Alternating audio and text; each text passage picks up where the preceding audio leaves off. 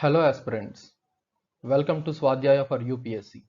And today, as per the request of many students who requested me in my WhatsApp to discuss about the Indo Nepal relations and the current affairs related to that. And hence, I came up with that video. So in this video, we are going to discuss about the Indo Nepal relations and the current affairs, and the topic under this is the Kalapani issue. And in this channel, Swadhyaya for UPSC, we are focusing on the civil service examination for free online classes, where especially for the students who cannot afford for the coaching centers. So please do share, subscribe, and promote this channel for those who are really in need. And this all could be taken under the guidance and mentorship under me myself. So here comes our topic for the discussion. So without wasting time, please do concentrate, and I request, as this video is somewhat a little bit long, I request you people to make every point a note by your own as well. And for this material support, please do ping me to my WhatsApp number, which I am sharing in each and every slide at the bottom of the page, so that you can easily get that material. So along with that material, this video lecture will also help you not only for the prelims point of view but also for the mains aspect. But of course, I am going to make this video in two parts. In the first part, I am only concentrating on the preliminary, and in the second part, I am going to concentrate on the mains aspect as well. So the most important questions. So for the expected question for this examination, here comes. So the expected question for UPSC Civil Services Examination Preliminary 2020, keeping this in point of view, the question is like, Nepal has officially released the country's new map that claims 3 regions of Uttarakhand. So which of the following is not one of them? So here comes the options like the Laipu Lake, the Kalapani, the Pittorgarh, and Limpiyadura.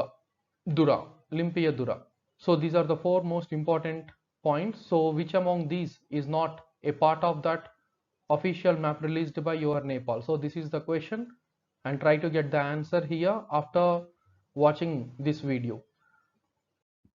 So here comes for the mains, the global balancing for Kalapani. And we know it very well that this Kalapani dispute is like a textbook case of an aspiring great power military occupying a strategic territory of its smaller neighbor to render diplomatic recognition insignificant. So India is acting like a big brother who interfering into the internal issues of the Nepal is the most call for the hour. Not only India, major developed countries are occupying the smaller sovereign countries, and in that context, that global balancing, how it could be, and what is the role of India's strategic development. So this is what we need to understand for the mains aspect as well. So in that regard, you need to understand that this is nothing but the dark water emerges from the springs of the remote valley in the mountains, a land of exquisite beauty, a tremendous beauty, and a land under military occupation for decades. So Kalapani lies at the western tri-border point where Nepal, India, and China meet. The Mahakali river originates from Kalapani, and that Mahakali river also called as Kali river simply, but please don't get confused. Kali river of your Western Ghats is different, and this Mahakali river of your tri-border point is different. So according to your 1816 Sagauli Treaty under Article 5, which was signed between the British East India Company and the Nepal between 1814 to 16, that so-called Mahakali river demarcates the India and Nepal. However, India has now officially claimed that Kalapani as its own, and Nepal risks forever losing a precious piece of its land. So the natural beauty of Kalapani is ellipsed only by its geographical significance. So following a humiliating defeat in the Sino-Indian War of 1962, Indian troops entered that Kalapani and built military outposts. Ever since, India has gradually intensified its occupation, with each new step creating a new outrage in Nepal. During the most recent protests, the Nepalese, who were against to India legitimizing its claims on a revised national map. So they are demanding to revise the national map of India. So the new map of India published following the occupation of Jammu Kashmir includes Kalapani as a part of the Pithogar district of Uttarakhand state. So India is claiming that this so-called Mahakali region or Susta region or so-called Kalapani region is a part of our India itself, and hence there comes this so-called World Balancing Act. So in 1997, Atal Bihari Vajpayee, who was the then Indian Prime Minister, visited the Nepal, and over a period of time in 2014, even Prime Minister Narendra Modi also visited Nepal, and both parties, India and Nepal, agreed to find a solution to the dispute over Kalapani through the bilateral diplomatic talks. But still the occupation remains the same. So the dispute is never-ending process even today. So the Indian government maintains its new map inaccurate, while Nepal's best response is to reiterate its commitment towards resolution with mutual agreement. So nevertheless, it is apparent that the situation requires a hard power solution, but on that would require a skillful strategic balancing act. Not only India, small countries situated among the great powers of the world must forever defend their sovereignty in a precarious balance. Indeed, in the words of Prithvi Narayan Shah, the Nepal is a yam between two boulders. Moreover, at the state of the third decade of the 21st century, such small countries are increasingly threatened by great powers making claims on coveted territories. For example, for your understanding, Russia has annexed Crimea, Turkey has occupied northern Syria, and India has marched troops into Kashmir. China still vows a reunification with Taiwan, and the USA has, it is having an exciting offer to purchase the Greenland. So, in this context, globally, as the great powers openly scramble to occupy these and other disputed territories, they show little regard for the rules-based order that has guided international relations since the end of the World War II. So for small countries that are now the victims of the great power aggression, seeking justice in international forums may constitute a diplomatic dead end.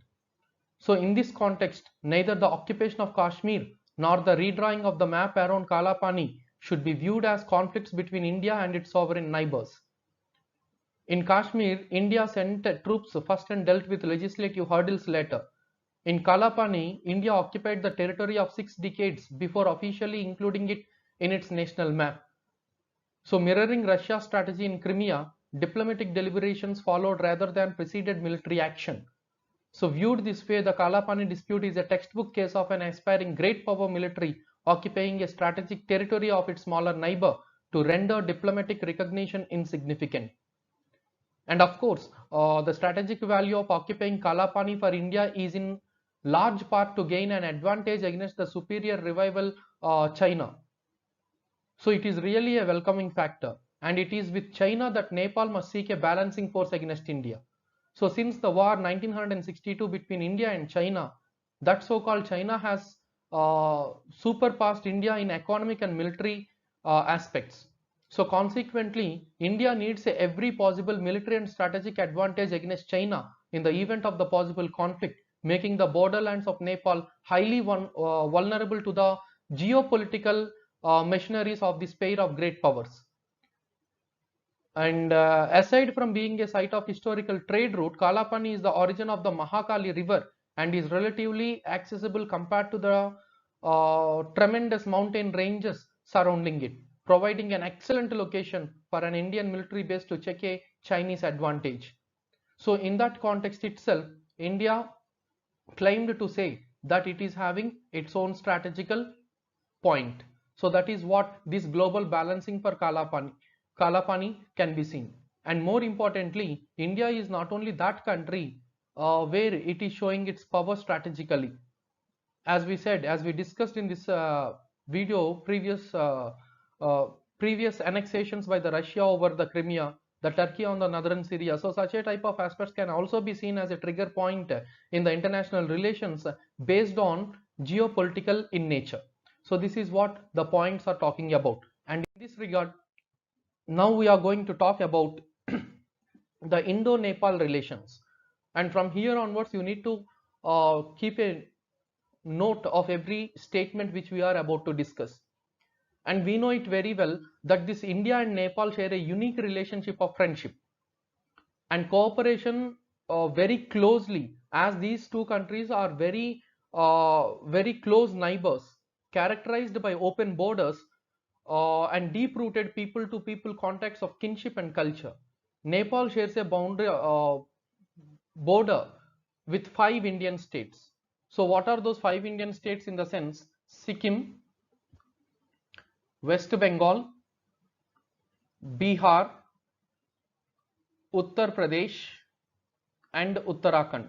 So these are the 5 most important states where this so-called Nepal is sharing its border. And hence, in this aspect, we need to know about the historical tie-ups with India and Nepal. So in those historical tie-ups, the first one comes under the religious aspect or the cultural aspect, nothing but your Hinduism as well as your Buddhism. Nepal and India share a cultural history, we know it very well. And the development of these two major religions in the whole world took its origin in this region of India and Nepal itself. So we know it very well that this Buddha was born in Lumbini, located in the present day Nepal. So later Buddha came to India where he got enlightenment. And later Buddhism spread to other parts of the world as well, especially to the corners of your Asian countries. So this is where the cultural ties we are maintaining with Nepal. India is maintaining with Nepal. Along with this cultural ties, Hinduism and Buddhism, we are having another most interesting topic called Roti Beti Ka Rishta. Roti Beti Ka Rishta. So what is this Roti Beti Ka Rishta? See, people of both countries benefit. It can be seen as a win-to-win situation. So both the countries can benefit from the open borders and unhindered movement across it. And this helps the citizens of both the countries in the aspects of livelihoods as well as to have strong people-to-people contact and close bonds through marriages and family ties. And hence this Roti Beti Ka Rishta really opened the channels to improve and develop the livelihood status of both the people, where they are coming in contact to each other very closely. They are maintaining that bonding. And then comes the next most important ties after independence in India for the first time, which comes with the name called 10 Articles Treaty. 10 Articles Treaty, also called the Indo Nepal Treaty of Peace and Friendship, 1950. So this comes into picture. The special relations between these two nations dated back to this 1950 with the heading, with the title India-Nepal Treaty of Peace and Friendship. So it can be seen as a bilateral treaty establishing a close strategic relationship which was signed at Kathmandu. And this treaty allows the free movement of people and goods between the two nations without having any obstacles, and a close relationship can be maintained and collaboration on matters of the defense and foreign policy. So under this treaty we need to remember that the close relationship can be seen under the defense mechanism as well as the foreign policy between India and Nepal. And this treaty also allows the people of both the countries on both the hands can easily pass through the borders. And this treaty also talks about the reciprocal treatment of Indian and Nepali citizens, establishing the national treatment for both Indian and Nepalese businesses, and gives Nepal access to weaponry from India. So from this treaty it is also very clear that India is also going to help, give its helping hand to Nepal by supplying the weapons to Nepal. And this treaty is also enabled Nepal to overcome the disadvantages of being a landlocked country. So if a country is a landlocked country, then all its channels which are needed to open up for its development are going to be closed. So India is that country which really supports Nepal to not to have these type of disadvantages of being a landlocked country. And hence this India-Nepal Treaty of Peace and Friendship 1950 we are maintaining even today. So in that aspects itself, now we are going to talk about the economic ties between India and Nepal. And as we said that this so-called India-Nepal Treaty of 1950, which is allowing on both the sides people to have a better business strategies and all. Here we are now going to talk about that trade and business under this economic ties. So now this economic ties, here we are going to learn about the trade and business. The first aspect is your trade and business. So in this trade and business, we know it very well that this India is the or Nepal's largest partner as well as largest source of foreign investments. So the best foreign investments, highest foreign investments to Nepal is from India. You need to keep this point in your mind. India also provides a transit for almost the entire third country trade of Nepal. Nepal uses Kolkata port for its sea trade without paying a single rupee to India. That is what the close bonding that this India and Nepal are maintaining. And Indian companies also engage in various economic activities in Nepal. And there is a Indian presence in almost all the businesses like in the manufacturing sector, in the power sector, tourism and service sector, whatnot. In every sector of the economy of Nepal, the India's involvement and presence can be seen as a part. And hence trade and business, these are the ties between India and Nepal. And then comes India can also be seen as one of the development aided factor which is also giving its assistance to Nepal from 1950 itself. So India gives financial and technical aid to Nepal's developmental activities. And the focus areas include the grassroots infrastructural development, health and education, water resources and rural development. So this is what the development aid and assistance which is being provided by India to Nepal. And then comes your connectivity.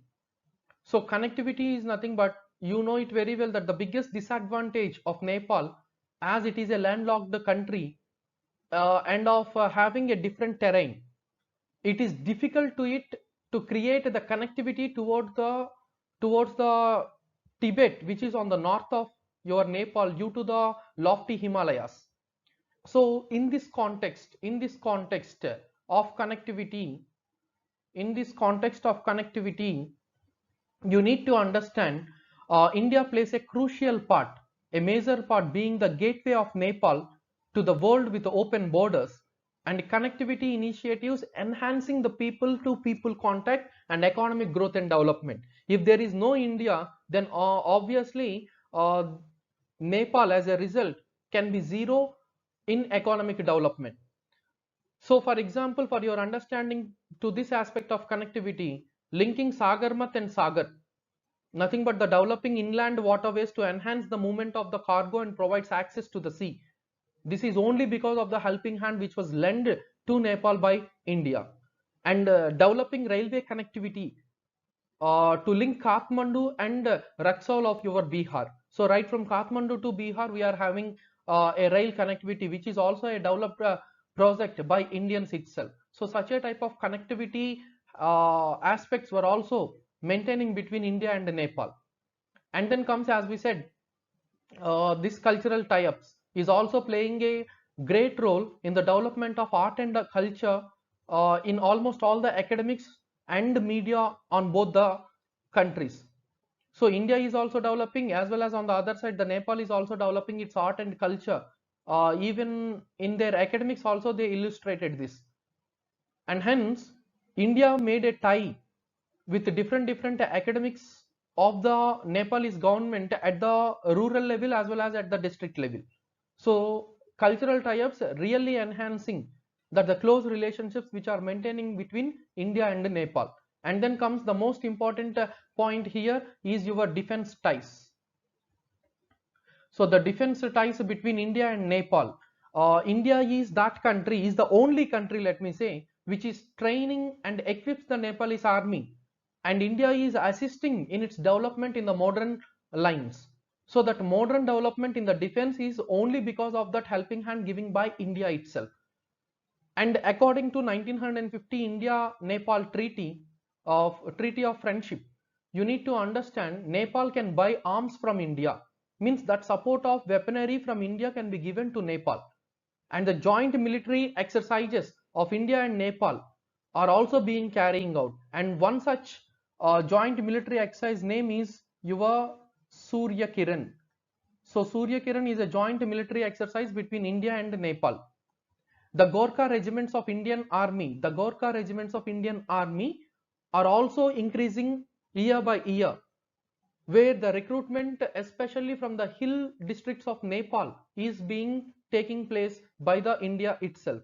So the Nepalese people, especially in the hilly areas, the tribes, let me say, are being recruited in this Gorkhaland regiment, which is a part of our Indian army. So such a type of defense ties were also established between India and Nepal.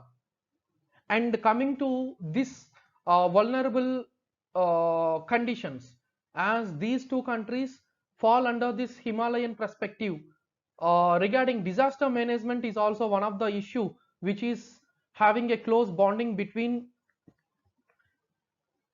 India and Nepal. So disaster management is also going to play a major role here. So Nepal, you know it very well that this Nepal is frequently prone to natural disasters, such as earthquakes we can observe, landslides we can observe, avalanches we can observe, cloud bursts, flash floods, whatnot. Almost all the major disasters can be observed in this region of your Nepal. So this is mainly due to the geographical factors that this Nepal lies in this fragile zone of Himalayas, the subtle line of Indo-Australian and Eurasian plates. So geographically, there is a huge threat regarding disasters to this region of Nepal, and hence India provides an assistance both in terms of personal aid, technical aid, and humanitarian assistance in such type of occasions which were related to the disasters. So whenever disasters are coming, then the mitigation measures which are being providing by India is really a welcome factor to cope up with the challenges of disaster by the Nepal. And then comes the most interesting topic is your multilateral ties. Multilateral ties between India and Nepal. So India and Nepal share space on several multilateral forums. And the best example you need to remember is your BBIN. BBIN, nothing but Bangladesh, Bhutan, India and Nepal. Likewise, we are also having BIMSTEC. BIMSTEC, Bay of Bengal Initiative for Multi-Sectoral Technical and Economic Cooperation. Likewise, we are having NAM. Likewise, we are having SAARC. So these are all what? These are all comes under the multilateral ties, where India is making many of the strategical ties, diplomatic ties, defense ties, whatnot, every tie with a close bonding which is needed to maintain between the countries like India and Nepal. So these are what all these aspects historically we need to remember how far this India is supporting this Nepal in a strategic way. So it can be seen as a win-to-win situation, but on the other side, if you go deep into the understanding, then without India, Nepal cannot survive. But there comes the question, why? Why not Nepal cannot survive? And hence the answer is Nepal can survive only with the assistance provided by the developed countries, on one side India or another side the China. and hence there the trigger comes into picture. If India is not going to support Nepal, then obviously China will come and support Nepal, which can be seen as a major threat, because the border disputes which are still remaining between India and China. So keeping all these aspects, there are many challenges in relations with China as well as your Nepal. So Nepal can be seen as a buffer state, buffer country, in order to maintain, in order to take the key decisions for the development between India and China. So Nepal is a buffer state, a buffer country between India and China. So that close relations you need to understand. So in this context, there is a current affair, and that is what our original video lecture is talking about, and that is what, just observe the image here, the eastern bank of the Kali river, below this Limpiadura, which is of an around 355 square kilometers, which is supposed to be in Nepal as per the Sagoli Treaty of 1816. And what is Sagoli Treaty? Sagoli Treaty is nothing but a treaty which was signed between the British East India Company and the Nepal king. So 1814 to 1816, British East India Company and Nepal king war can be seen, and as a part of that, as a result, this treaty of Sagoli can be seen. So according to that, this so-called Kali river eastern bank can be seen as a part of Nepal itself, and as a part of this treaty only, the present day Sikkim as well as Darjeeling and Gorkha land were taken away by the Britishers, which were previously a part of your Nepal itself. And after independence, that Britishers make those regions as a part of the treaty to become the part of our India itself. So that is what the first context is talking about. And the second context there is the 66 square kilometers Lipu Lake and the Kalapani Valley, which is showing as a part of India in the latest map released on 2nd November 2019. So these two, the Lupi Lake as well as Kalapani Valley, India is showing officially in its map that it can be seen as a part of our India itself. Whereas on the other side, the Nepal is claiming that these regions belongs to Nepal. So this is what the context is. So just have a news resemblance here. The Kalapani, a small area on the India map that borders Nepal. What is the context there? The new political map of India, recently released by the government on November 2nd, 2019, to account for the bifurcation of Jammu and Kashmir, has triggered fresh protests over an old issue in Kathmandu. What is that old issue in Kathmandu? 1950, the treaty between India and Nepal as a peace and friendship treaty, which was signed at Kathmandu. Again, that issues are coming into picture. So in this context, let us understand what about this issue is. So here, observe the map there. Kalapani is a 35 square kilometer area, and Kali river in the Kalapani region demarcates the border between India and Nepal. So that is what it is dividing. So India and Nepal is dividing by what? The Kali river, also called Mahakali river, which can be seen as a tributary of your Ganga. While the Nepal government is saying, along with the political parties of Nepal who are protesting, India has said the new map does not revise the existing boundary with Nepal. So they are claiming that this region belongs to Nepal. India is saying that it belongs to India. So the Nepal government also released officially their map, which is saying that this region is a part of Nepal itself. So India's decision, as they are claiming that this India's decision is a unilateral, which is violating the treaty of your 1950. And it can be seen as a defending point for the international border as well. So this is what the context is talking about. And now see here the India-Nepal relations, which comes under your international relations GS paper 2. The new political map of India recently released by government to account the bifurcation which can be seen as a violation of that Kathmandu Treaty 1950. See this map, this picture, you can easily understand here. So this is what the Kalapani, and this is what the Kali river, and this is your Lipu Lake Pass, and hence this is the disputed region. This is the disputed region. So that disputed region, this disputed region is a part of India. That is what India is claiming. No, it's a part of Nepal. Nepal is claiming. And China is not interfering into this issue, because China knows when India is claiming to do so, then obviously Nepal will come and take the support and assistance of China, so that they can easily control the buffer country Nepal, and then they can use their strategic defense roles to control the borders of India as well.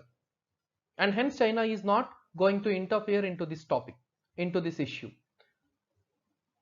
And then comes the background of this current dispute, the present day dispute. As we know that Kalapani is a territory disputed between India and Nepal, but under Indian administration as a part of Pithoragarh district in Uttarakhand. So India is saying that it can be seen as a part of Pithoragarh district of your Uttarakhand itself. But here the main point here, the valley of this Kalapani forms a route from India's Kailash ranges to the Manasarovar of your Tibet. So Manasarovar is that region which can be seen an ancient pilgrim center. So from the Kailash mountain ranges of India, a direct route can be seen via this valley of Kalapani. And Kalapani lies exactly at the tri-junction of your India, China and Nepal. And here China, in the sense the autonomous region of your Tibet, which was somewhat controlled by your China. And what is that river which is dividing that Kalapani? The Kali river, also called Mahakali river. So there are two most important rivers there. One is your Mahakali river watershed, and the second one is your Tinker watershed. Tinker directly comes under your Nepal itself, no issues. But Kali river, Mahakali river comes under India. That is what the issue which is protesting by the Nepali government. And hence what is the cause? And we know that this Treaty of Sagoli signed between British East India Company and Nepal in 1816 clearly defines that this Kali river can be seen as a part of Nepal's western boundary with India. So if this is Nepal, on the western side, Kali river can be seen, which is dividing India and Nepal. But what is meant by Kali river in the upper reaches is unclear. Means from where it is originating, from where it is taking its turn, from where it is going to opening its mouth to merge, these are all a big question mark. Because as it lies between the mountain streams which are come to join and to form the river, and that perennial content of this Kali river is changing its turn year by year, and hence these are the causes, these are the disputes which are needed to settle in a peaceful manner by both the countries of India and Nepal. And this is what my personal opinion is. And now comes another major area of dispute between India and Nepal, and that is nothing but your Susta region. So Susta is an area under the territorial dispute as of now in Triveni Susta, Lumbini zone, Nepal, and near Nichaul, Uttar Pradesh region. So between Nepal and Uttar Pradesh state of India, this so-called Susta can be seen as a part. So Gandak is that river, forms as an international boundary between Nepal and India in the state of Bihar. So earlier, this Susta was the right bank of Gandak, which falls in Nepal. So on the right side, we can observe here in this picture, and hence we can say that it is the Nepal's point. But now what happened? The river has changed its route, and Susta now falls on the left bank of this Gandak. So left side, which is controlling by India, obviously India will say that the Susta is under the India itself. But what Nepal is saying, previously it is under Nepal and hence Susta belongs to Nepal. But what India is claiming, Susta is a part of Nepal only when it can be seen as a right bank of your Gandak river. But now, naturally, by its own, that Susta took its course of time to change its direction and route and falls under as the left tributary of Gandak, and as left tributaries of Gandak comes under the administration of India, this so-called Susta is now under India. And it is a right claim which is making by India as well. So this is regarding your Susta, this is another issue, a dispute between India and Nepal. And hence here for your understanding, even for your mains examination, these are the most important static points which you need to remember. So we are going back to our ancient modern historical aspects. 1768, the modern Nepal was reunified in the later half of 18th century when Prithvi Narayan Shah, the ruler of the small principality of the Gorkha, can be seen. 1814 to 1816, Anglo-Nepalese War, Nepal defeated, resulting Treaty of Sagoli signed. And in 1951, revolution against Rana rule came into picture in the region of your Nepal, and Shah family returns to power. 1991, parliamentary democracy established and the first parliamentary election held.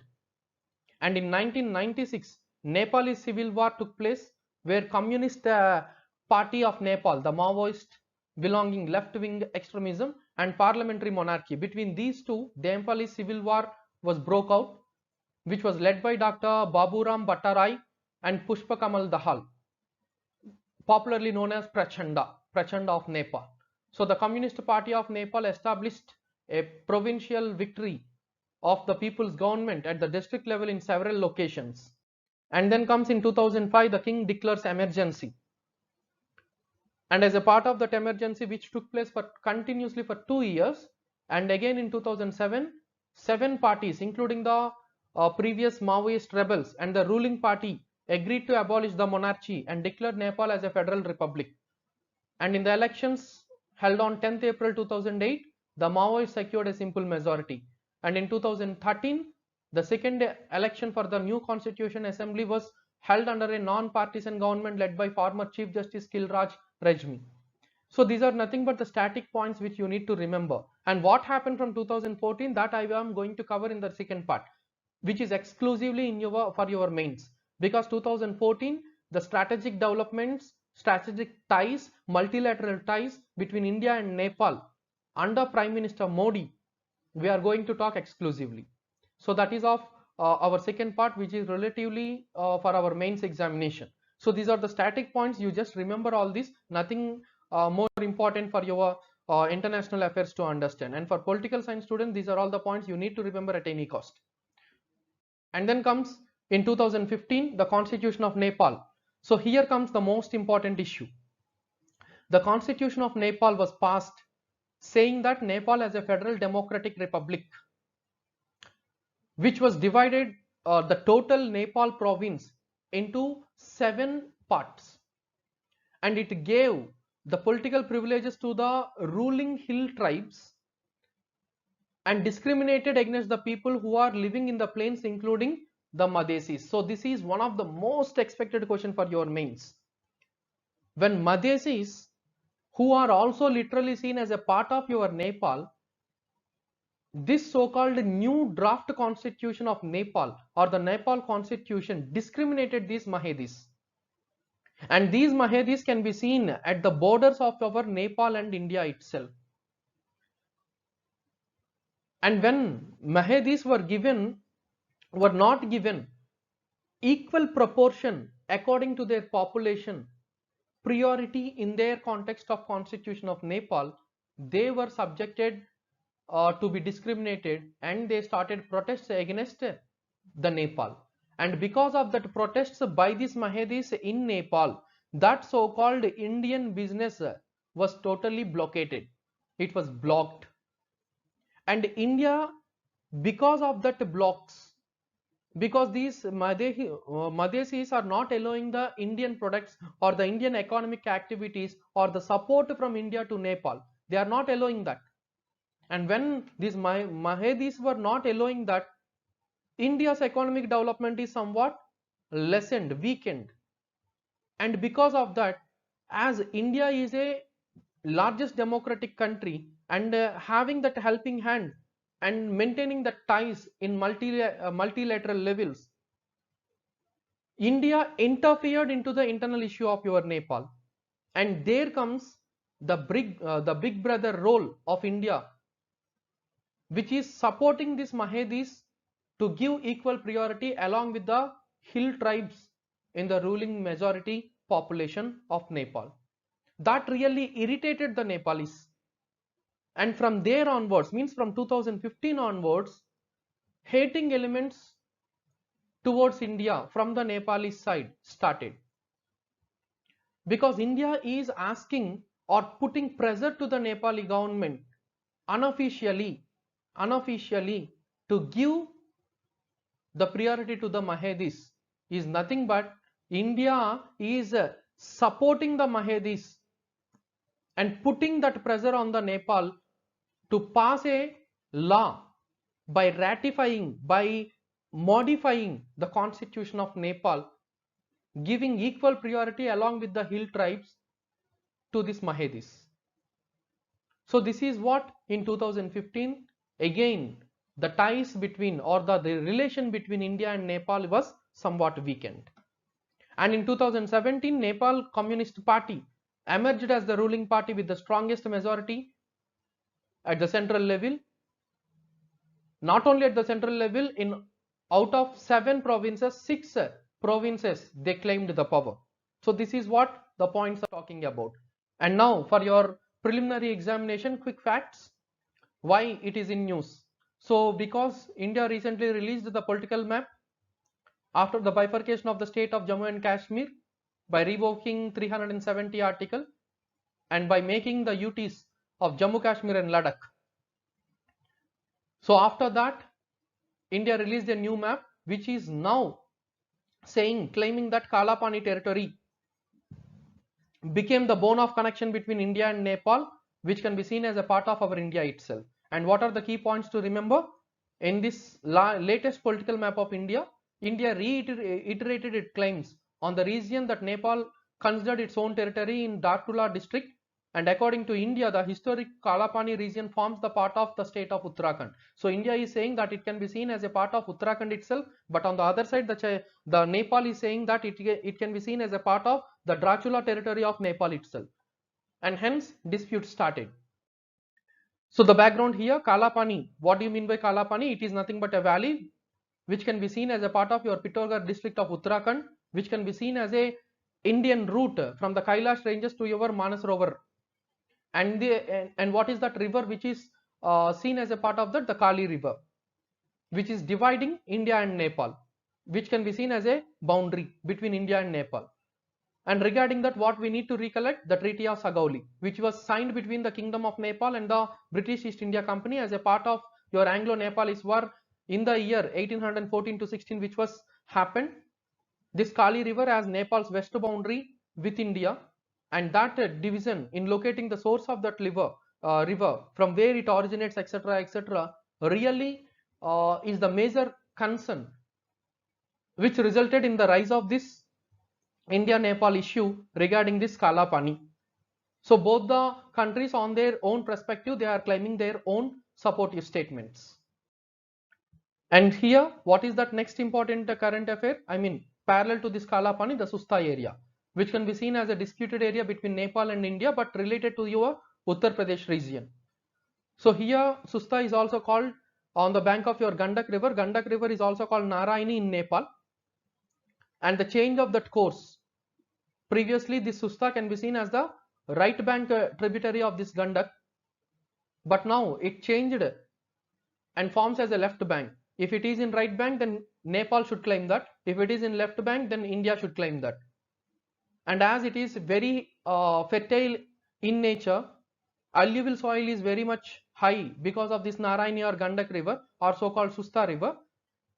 Every country wants to claim to say that it can be seen as a part of their own territorial boundaries, and hence the Susta area is also one of the disputed regions between India and Nepal, is also one of the issues of concern. And here you need to remember the static data for your Kali. It is also known as Sharda river or Kali Ganga in Uttarakhand, and it joins the Gagra river in Uttar Pradesh, which can be seen as a tributary, left bank tributary of your Ganga. And more important river projects which were also recently developed were your Tanakpur hydroelectric project, Chamelia hydroelectric project, and Sharda barrage. So these are the most important points related to your Kali river. And this is what the Indo-Nepal relations, as I said in our next part related to Indo-China relations under GS paper 2 mains, we are going to cover each and every point which was mentioned in this diagram itself, so that can be treated as the point of mains itself. So this video lecture will help you to understand both preliminary as well as mains, the cultural ties, the diplomatic ties, the strategic ties, the multilateral ties, the defense ties, whatnot, everything we need to recollect. And keeping all these in our mind, we need to look into this issue, Kalapani issue, a major current affair and the most current important expected question for your preliminary examination. And that first question which I have asked in the first few minutes of our video: which among the following is not a region which does not falls under this Kalapani? So that is what. So I hope this video lecture really helps you to understand what exactly the issue is. And if so, if you do understand this so-called issue as a current affair, please do give your answer in the comment section. So this is all about this video. Thank you very much for watching this, and stay tuned and stay updated. Please do like, share and comment and subscribe, and hit the bell icon so that you can never miss any videos which I am about to upload. So this is all about this so-called current issue, Indo-Nepal relations. Thank you very much. Stay home, stay safe.